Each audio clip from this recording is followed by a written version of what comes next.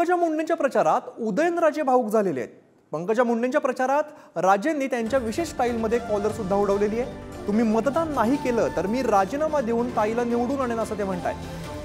पंकजा मुंडेंच्या मंत्रिपदासाठी शिफारस करेन असं अजित पवार म्हणतात।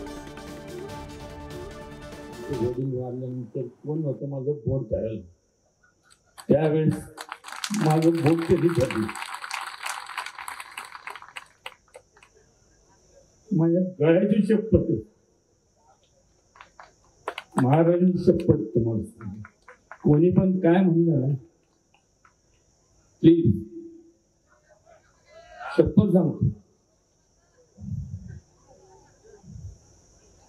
तिला देणार नाही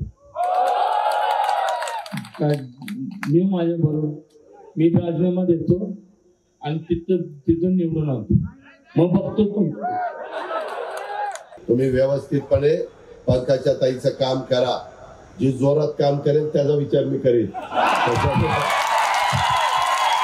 त्याच्यामुळे तुम्ही काही काळजी करू नका। आणि आता आपली मोदी साहेबांची आणि बहिणीची फार चांगली जवळीक झाली त्याच्यामुळे मी त्यांना सांगेन आता पंकजा ताई निवडून आल्यानंतर तो मोदी साहेबांच्या मंत्रिमंडळात पंकजाला घ्या अशी शिफारस अजित पवार करेल। त्याच्यामुळे आपलं आता तिथं चालतंय त्याच्यामुळे आपण चालवायचं।